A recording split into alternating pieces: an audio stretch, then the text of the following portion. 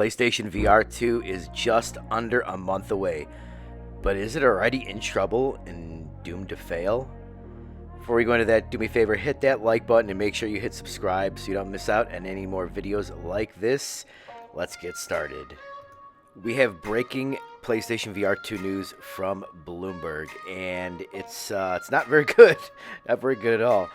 Sony had previously aimed to have 2 million headsets ready for the launch quarter, and now they are lowering that to 1 million launch units for the launch quarter.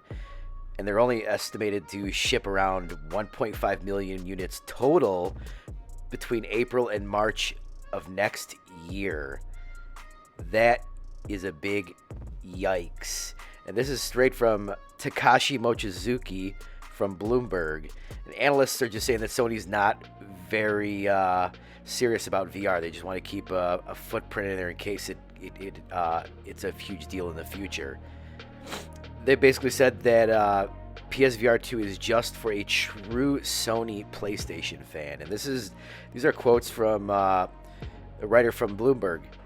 This is bad news. This is what basically my biggest fear from PlayStation VR 2 is that they price themselves out of the market and they're not going to have support. You got to sell units in order to get big third-party games for the system.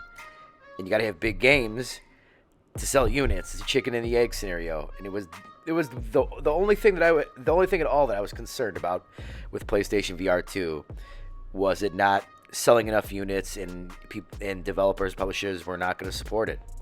And hearing this, under a month before launch, them cutting the expected units that they're going to ship is bad news.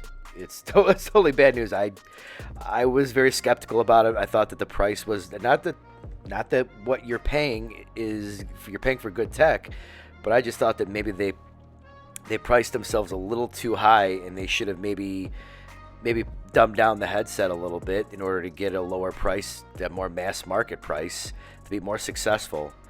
And yeah, not good. I'm kind of worried for the future of PlayStation VR. I don't know if there's going to be with these sales. I don't think that there's going to be a PlayStation VR 3 unless it takes off after launch. But I mean, there have not been too many cases of systems, starting slow and taking off. I mean, the PlayStation Vita sold more than double the amount of units the original PlayStation VR sold, and they killed that thing. They're not making any more handhelds.